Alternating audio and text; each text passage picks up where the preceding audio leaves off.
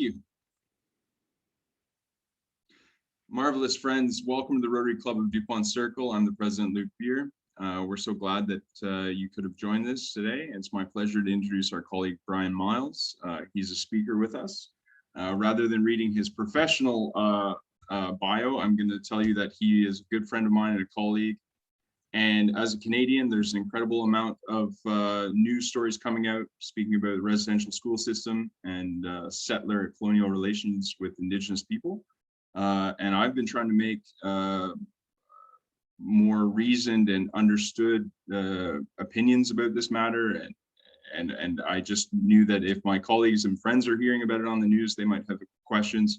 So I called Bryan to come and speak to us about that, as well as just his specialization, which is the arts and cultural history of the coastal Indigenous tribes.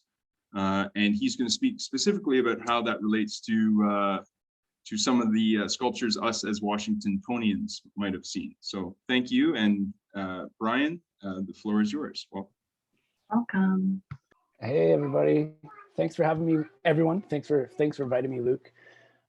Yeah, so my name is Bryan Myles. I'm a settler from Treaty 4 territory in southern Saskatchewan. That is just a little bit north of North Dakota, kind of the same cultural area. You can't really tell the difference when you drive across the border between North Dakota and Saskatchewan. It's kind of the same thing. White farmers and more white farmers, and not a lot of diversity. So I grew up there and just kind of got interested in Indigenous peoples through cultural anthropology and ended up as I'm the associate director of a place called the Bill Reid Center at SFU in Burnaby, BC. And I also teach Indigenous studies at Simon Fraser University, SFU. So I'm just gonna launch my little presentation here. So I thought, since you guys are in DC, there's a really famous sculpture by a guy named Bill Reid out there that is in the Canadian Embassy representing essentially Canada to the United States. And he is an Indigenous person. So I thought we could kind of explore this sculpture, and through this, we could also kind of address some of these issues that you guys are probably seeing in the news a lot about Canada and our relationship with Indigenous peoples, our colonial relationship with Indigenous peoples. So who's Bill Reid anyways? Well, he is an acclaimed Haida, master goldsmith, sculptor, carver, writer. His mother was Haida and his father was Canadian, or kind of Euro-American, right? So German, Scottish, American. American is in United States American. He was born in 1920, and he's kind of known for mixing this Haida Indigenous artistic tradition with a modern aesthetic. And through his artwork, he's kind of known for bridging these cultures or building these bridges, kind of creating a cultural understanding between non-Indigenous and Indigenous Canadians. So when I'm talking about the Northwest Coast, the Indigenous peoples from this region of North America have a very unique culture, very artistic culture. And as you can see here, they span right into Washington and even into Oregon, and some would place that cultural region as far as Northern California. But you can see here the Haida. I don't think you can see my mouse, but this red island out here in the Pacific, this is Haida Gwaii, formerly known as the Queen Charlotte Islands. The Haida have given that name back to Canada. Haida Gwaii means the islands of the people. And this is where Bill Reid comes from. Sorry, Bryan, I should just ask right now, are you sharing screen? Can all of our colleagues see? Am I not sharing my screen? Oh, I'm so sorry. Not. You're so damn handsome though. No way. Sorry about that, guys.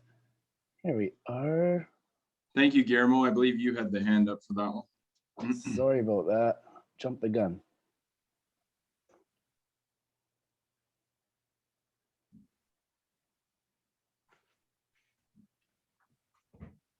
So how's that? That's beautiful. Better? The spirit of the Haida.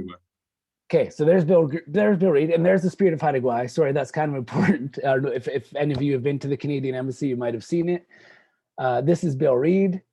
This is an example of some Haida art behind him. It's a very stylized, very formal kind of art. There's a lot of rules around the way you produce it. And this is what I was thought you were looking at. This is the Northwest Coast. So this is the Alaskan Panhandle in the dark black, kind of at the top, and then British Columbia coast and down into, you can see at the bottom, the green area, that is Puget Sound and Washington State kind of area. So the Haida are that red island out there, right on the continental shelf of Canada before it meets the Pacific Ocean. So very isolated, very unique Indigenous peoples. Their language is known as a language isolate, which is one of very few in the world where there's no known languages that are related to it. So essentially, they developed there as a culture for so long that any links to other languages have been lost. All evidence suggests that during the glaciation of North America, Haida Gwaii was largely left unglaciated. So people have probably been there for 15,000 years or longer. So I was going to mention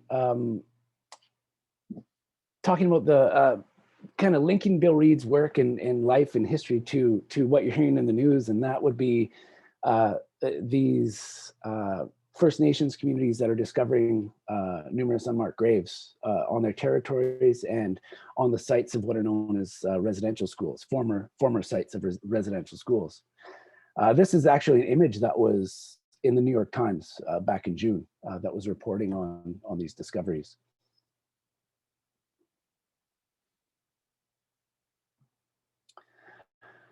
So what's going on here? Canada is known as this warm and fuzzy multicultural kind of place. Not really. When it comes to treatment of Indigenous peoples, Canada and US are very, very similar. Ever since the Americas were colonized, the Indigenous inhabitants have been really characterized as a problem, sometimes referred to as the Indian problem, quote unquote. We generally don't call Indigenous people Indians in Canada. It's known as a kind of slanderous term. We usually refer to them as Indigenous or First Nations or First Peoples. So it was known as the Indian question or the white man's burden. Essentially, Indigenous people under control by the colonial government, we're seen kind of in the way of westward expansion, right? So when newcomers or Europeans came to this continent, they made various agreements and treaties and with the Indigenous inhabitants that would let them share the territories and share the land with them. So in these agreements, colonial governments, Canadian and American, incurred a lot of financial responsibilities towards these people and their reserves and the management of their lands and things they promised in these treaties. So this became known as the Indian problem, because when these governments wanted to expand westward, Indigenous people were essentially in their way. And this is a really great little link here. I was going to post it. I'll try and remember to post it to you guys in the chat. It's put on by this. It's a 12-minute clip from the Smithsonian Institution, but it really gives a good kind of rundown of quote unquote the Indian problem with a American perspective or US perspective. So this is Canada's first prime minister. He's really the architect of the residential school system.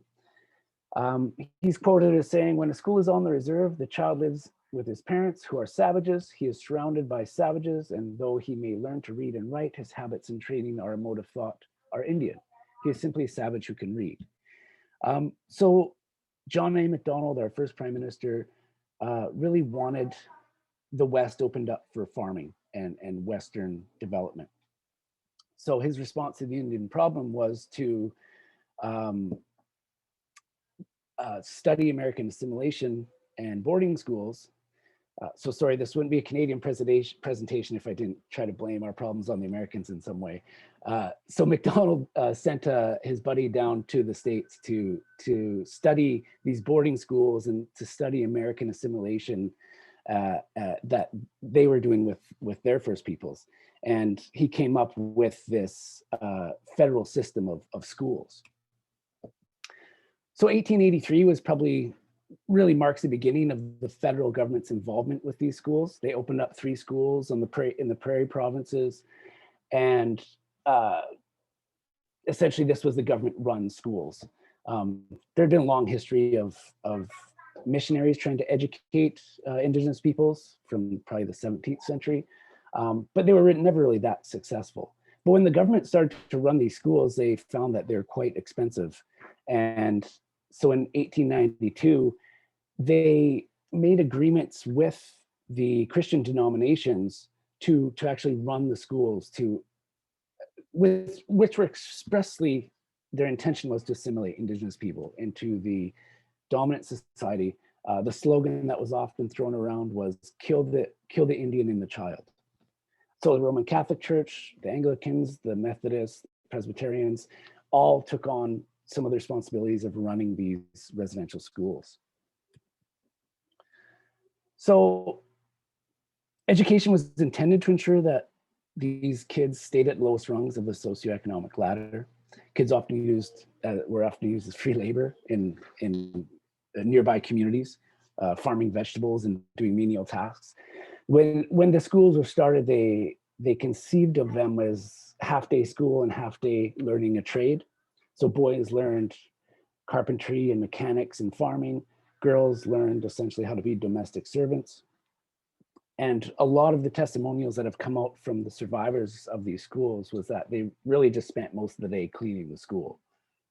So most people, it's estimated that something like 97% didn't even achieve a grade 6 level education.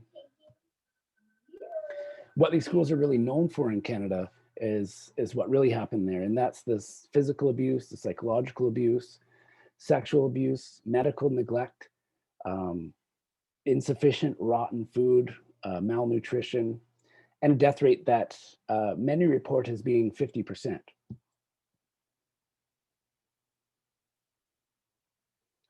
So there were whistleblowers back in the day. What was going on in these schools was there was an attempt to bring it to public attention. So this guy, Dr. Peter Bryce, he looked at 15 schools from 1892 to 1907 and found that between 30 and 60% of the students actually died from smallpox or tuberculosis over this 14-year period that he was looking at. And between 25 and 50% of the kids died in their first year. So the schools were really a death sentence. And it wasn't, there was, of course I mentioned the abuse and things like that, but it was really disease. These schools were poorly ventilated, the kids were crammed in. Once there is some kind of infection spreading, it's just running rampant through, and no one's doing anything to try to prevent the spread of the disease to these kids. So this guy, he sent the full report to the Indian Affairs, which is a government department or a government ministry in Canada. And they just threw it in the waste paper bin. They did nothing. So he went out and he self-published. He tried to bring this to the country's attention in this publication in 1922, The Story of a National Crime.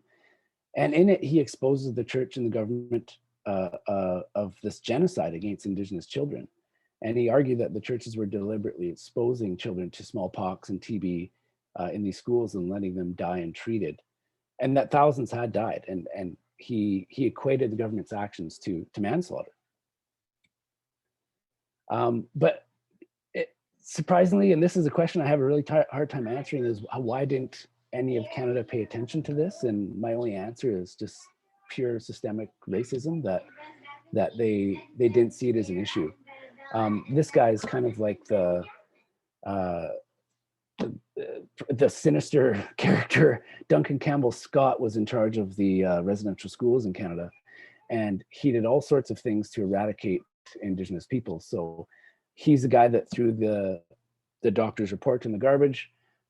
He acknowledged that there's a 50% death rate in publications he wrote about. He was a real history buff. He abolished the Peter Bryce's position when Peter Bryce reported that all these children were dying. And in 1920, he even created a new bill to make it compulsory for kids between 7 and 15 to to attend. So he's quoted as saying, the children who passed through these schools did not live to benefit from the education which they had received therein, but felt there was no reason to change policy. So knowledge of what happened is widely known within Indigenous communities and has been for a century. In the 1980s, survivors' stories started to circulate more freely for probably various reasons, but class action suits were brought against the government for the abuses of the church and the government. And this is something in Canada, very well known in Canada. It's called the Truth and Reconciliation Commission. And Canada, I believe South Africa has gone through something like this, where there is a movement towards truth and reconciliation about the genocide and what was taking place. So in 2008, the Canadian government gave a formal apology for these residential schools, and the government committed $2 billion as a form of restitution for these students, and almost like a class action suit, but essentially the government just took it upon themselves to try and make some kind of settlement. And through that money, the Truth and Reconciliation Commission was established to document and preserve the survivors. So that commission, it's interesting, it's not a government initiative. That commission was started and funded by the survivors, who took a large portion of that $2 billion, and instead of taking that money themselves, they put it towards trying to educate the rest of the country about what happened to them and their ancestors. So this Truth and Reconciliation Commission came up with 94 calls to action when they completed their report in 2015. And again, the official number of children who died is 3,200, but over 150,000 children went to these schools, and everyone says there's a 50% death rate. So, there's a good 50,000 or much more children that are kind of missing from that count. Another thing to think about is that a lot of kids were sent home with tuberculosis and smallpox who died within the year of being home. So those numbers aren't counted as well. And the burial records of these churches were so poor that there was really no accounting of the kids that died. So 7 of these calls to action from 2015 were saying, look, you got to find these kids, you got to mark their burials, you've got to force the churches to release their burial records, you got to force the government to release records of the deaths that occurred at these schools. Because a lot of the families would just inform that their child is no longer at the school, or that their child died and there's no reason to come and collect the body. They just disappeared. And literally a lot of kids did try to run away from these schools. So they would, I don't know the details, but I'm sure there was some excuses that, oh, your child just ran away, where in fact they probably died from disease. So this is where we're at today. And this is what you're seeing in the news. Indigenous communities are now hiring ground penetrating radar crews. A lot of archaeologists are working in this field. And they're discovering all these unmarked graves that they have known within their communities are there. So this is not news to Indigenous people or people working on Indigenous issues in Canada, but for a lot of the country it is, and it's proof of what these people have been saying for generations. So this is this kind of reckoning that we're in Canada today. And this is what's making the news. But I think it's important to note that this is not news to a lot of the Indigenous people in this country. So what the hell does all this have to do with Bill Reid and his sculpture, The Spirit of Haida Gwaii?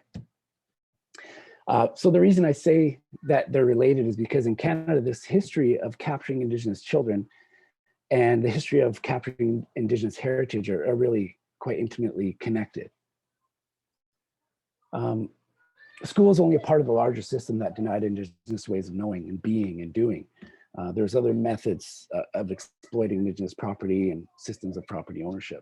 And remember, I don't know if I made that point, but these schools are really about stopping the generation to generation transmission of knowledge and identity. So if you think about, it's about simulation, about joining about making these people join the dominant culture, but it's very much about being able to take their land as well. So if you stop children from speaking their language, if you totally block their connection to their parents and their grandparents, their understanding of who they are, the transmission of culture, transmission of land, property, their systems of law, economics, governance, are all lost. And this is what these schools were setting out to do. So there's also something called a potlatch ban. A potlatch is a gift-giving ceremony for Northwest Coast First Peoples. And this was banned between 1884 and 1951. So I usually call it the equivalent to canceling Christmas. This was the kind of the main system of property distribution and inheriting rights and privileges and titles within these communities, within these cultures. And they were banned by the government because they were seen as excessive and non-Christian. So, like I mentioned, a potlatch's rights to inheritance and wealth and power, it's all displayed and validated in these contexts. This is just why can't I switch? So this is just a picture. These are some of the things. These are some of the tangible things, so dance aprons and capes and helmets and all sorts of material objects that contain stories, contain links to identity and lineage and histories. And all these things would be kind of passed down or inherited. And you'd recite the history of their transmission at these potlatches. These are oral cultures. They don't write things down. All this detail, extensive detail, is recorded in oral tradition. But you'd also pass on intangible wealth. You could own songs, you can own dances, certain songs and stories and crests, like a bear crest or a killer whale crest, can only be owned by certain families and passed on through the appropriate means through these families. So all these things kind of are being transmitted at a potlatch, and they all link to territory, maybe a berry patch where you pick berries, a beach where you harvest certain clams or mussels, fishing grounds where you take salmon or halibut. So all this is essentially the deeds to the land. So the settlement of British Columbia, which is quite a bit later than the East Coast. The European explorers weren't on the West Coast here until the late 1700s, whereas 1492 was kind of the East Coast in the early 16th century. So this kind of discovery and settlement of this part of the country, or part of the continent, coincided with anthropology and this kind of great age of ethnographic collecting. So all these objects started to be removed from these communities. And these collections played really formative role on people like Bill Reid, who could only access their culture through museums where all these things were stored. So essentially communities were emptied of all this material heritage and all the links to their history that they kind of symbolized. So I'm just going to give you a real quick history of Reid's lineage here, because it really does connect with these residential schools. He was Haida on his mother's side. He was born in, his grandmother was born in 1868 at Tanu. So this is a really transitional period. She would have seen a lot of her family and friends and relatives dying of smallpox. Missionaries were encroaching on their communities. White settlement was happening. She married a guy named Charles Gladstone in 1895, and they had 6 children. And Bill Reid's mother, Sophia, and a couple of her siblings were sent to the Kokalitsa Indian Residential School in southern BC. So this is Tanu in 1878. So Bill Reid's grandmother would have been about 10 years old when this picture was taken. You can see all the totem poles, communal housing, longhouses that the people lived in at the time, and all the cedar canoes on the beach. So Bill Reid would later say of his mother and her time at the residential school that she had learned the major lesson taught to Native peoples of our hemisphere during the first half of the century, that it was somehow sinful and debased to be in white man's terms an Indian, and certainly saw no reason to pass any pride in that part of their heritage onto her children. So Reid didn't really know who he was until he was about 23. His mother, of course, internalizing all this stuff from the residential schools, really raised him as a white Protestant boy. She, like many Indigenous people, especially elders today, they're almost embarrassed or ashamed to be Indigenous because of the impact these schools had. But at 23, he kind of started to realize he's Haida.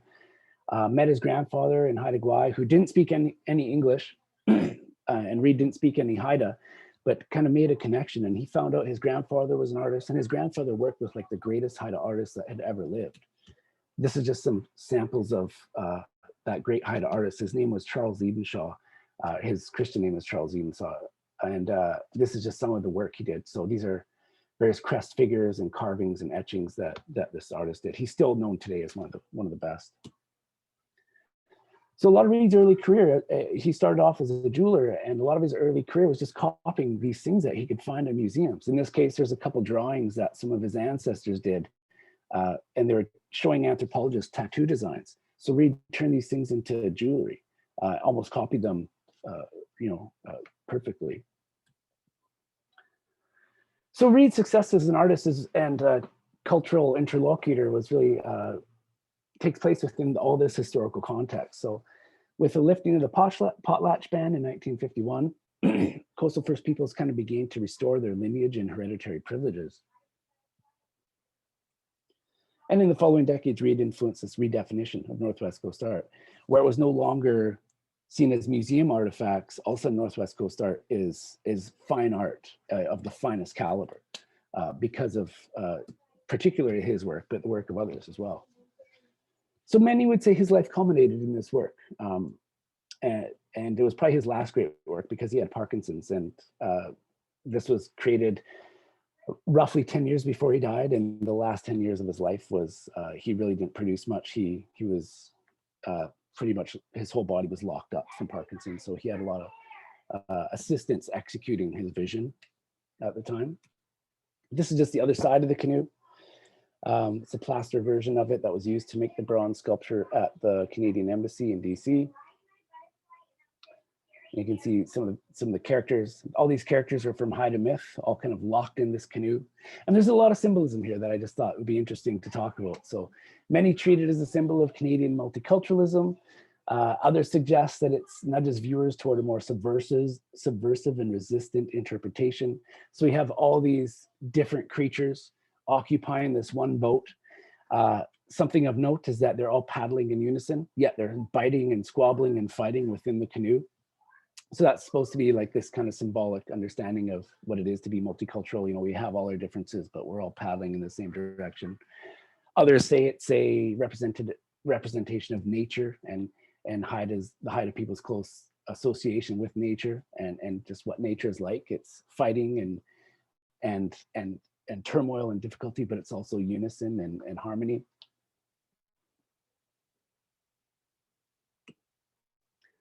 The beaver, of course, is in there, and Bill reproduced this during the context of the Haida having a huge standoff with the Canadian government about clear cutting on Haida Gwaii. And he says that the beaver is dutifully paddling away, hardworking, if not very imaginative, the compulsory Canadian content. A lot of people read this as Reid kind of taking a jab at Canada and saying that the Canadian government has no foresight. They're non-reflective because they clear-cut log with no notion of what people do in the future once all the forests are gone. Disruptive to nature, kind of symbolic, all symbolized in the beaver. It's interesting too, there's also a scene here where you can see the mouth of the eagle is biting the bear. Some people say that the eagle is America and the bear is Russia. So this is kind of at the height of the Cold War. And Reid actually wrote a poem that accompanied this, and he calls the eagle imperial and somewhat pompous. So a lot of people read that as the American eagle. So Reid's kind of taking a shot at the Americans there as well. And then, of course, some have also pointed out a lot of similarities between this and George Washington crossing the Delaware River. which is a celebrated moment and really defining moment in American independence from the British, as many point to this being the moment where the Revolutionary War, the tide of the Revolutionary War was turned. So I just wanted to point that out. I thought it was kind of a lot of interesting symbolism there, and thought it might be interesting if you guys want to open it up for conversation to talk about some of that symbolism. But just a little rundown, trying to connect art with residential schools, but hopefully made some sense to you guys in the 20 minutes that I had. No, absolutely, Brian. This was something you and I talked about, that I love your knowledge as a cultural historian and anthropologist in talking about the artistry. But at the same time, we wanted to make sure we were answering some questions that are contemporary issues. And as a Canadian, being somewhat self-deprecating always, it's always shocking when someone comes to me with a news article from Canada, because it's not common that we make the news for many things. And when it is something so severe as this, first of all, it's important that we know the facts as Canadians, which you've made clear is not the case. Many Canadians don't know enough about the Truth and Reconciliation Commission and don't know enough about our Indigenous settler heritage, Indigenous settler realities and what we've inherited. And I would say that I'm glad that you could come and talk to us about this, because it did connect the two things.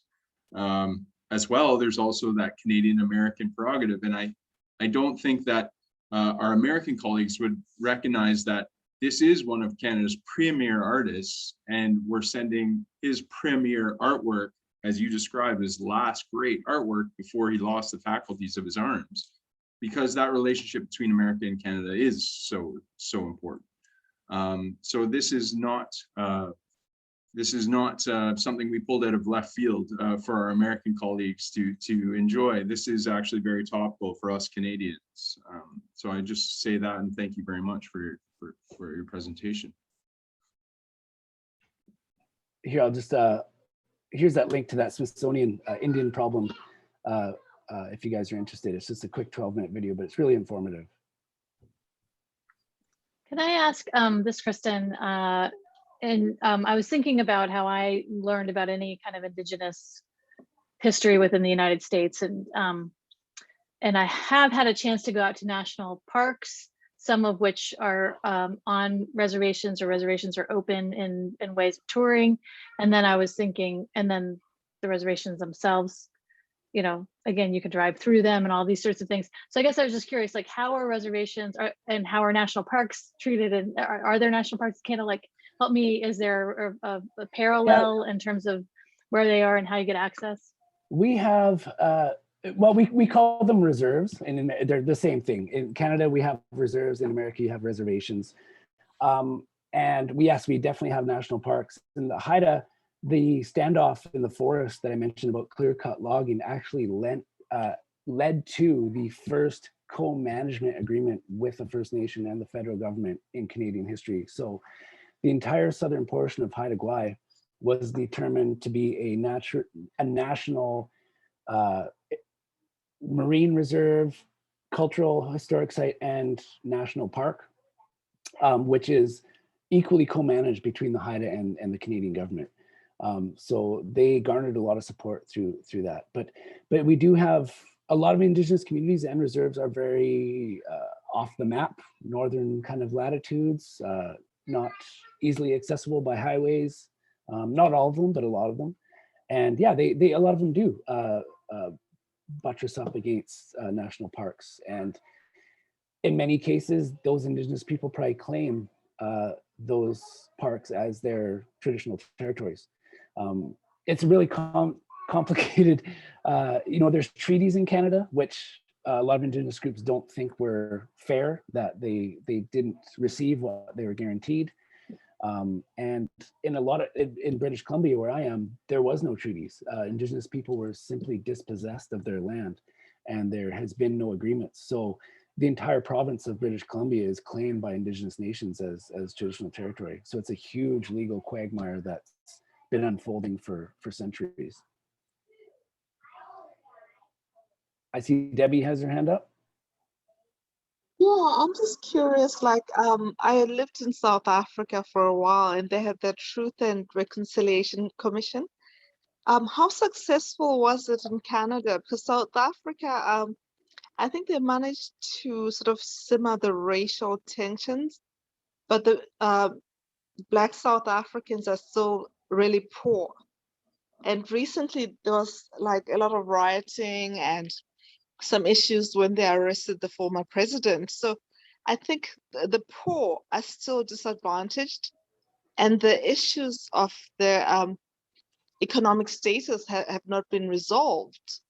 But you know, the racial tension, I think, was I think the commission succeeded in like bringing peace between the races, but not really elevating the Black people's status.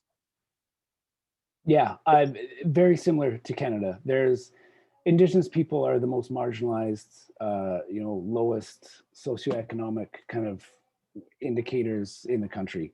Um, the reserves often don't have clean drinking water, access to adequate healthcare, and Canada's own Human Rights Tribunal has found the Canadian government guilty recently of not providing adequate healthcare to Indigenous children on reserve.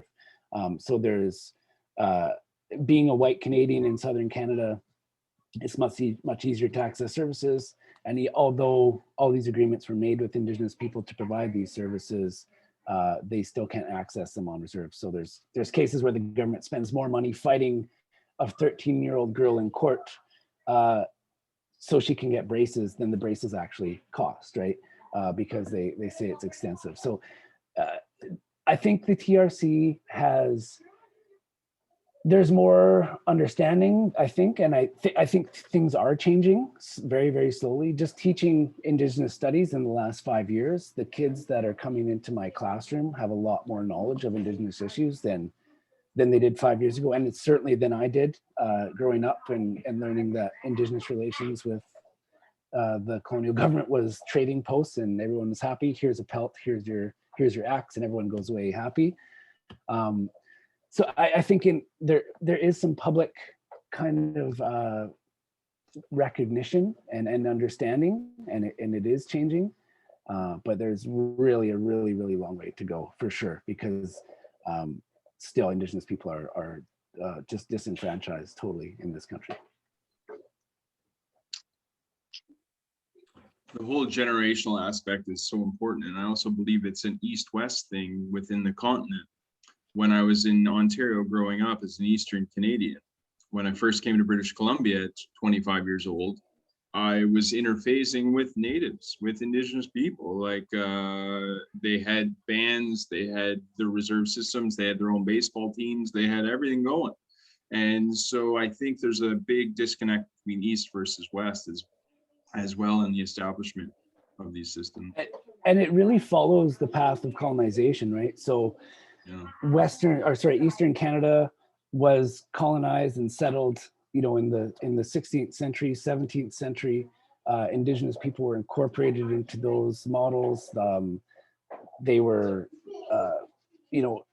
acculturated in different ways, brought into the economy in different ways. And it's only in the last 200 years or so that this westward expansion has taken place. So when you see a map of where the residential schools are in Canada, there's very few in the East, in Ontario and the East Coast, because there was really no Indigenous presence, and really, well, there's an Indigenous presence, don't get me wrong, but there's the claims to the land wasn't as strong, and the occupation of the land wasn't as prevalent. But in the West, Indigenous people still had relative cohesive and coherent societies going. So these schools were introduced to kind of break that down, and so you can almost see it as a timeline across in Canada as the colonial powers have progressed through the country. Well, thank you. Is there anyone else with a question for Bryan before we thank him for his presentation? Bryan, you've given us incredible food for thought. This conversation I have with myself all the time, because we have to make ourselves aware as settler Canadians, as well as settler North Americans. But at the same time, I worry that we're losing a potential opportunity if we don't move in this generation, because there's so many more future migrants coming to North America that maybe won't be connected in the same way, for example, as white, Northern European migrants, for example, rather than from South Asia or from South America or something. So I just feel like this is really a crucial time. And your discussion about the Truth and Reconciliation Commission, I think a lot of the outrage is from the Native community is that this has been in the open for 12 or 14 years now.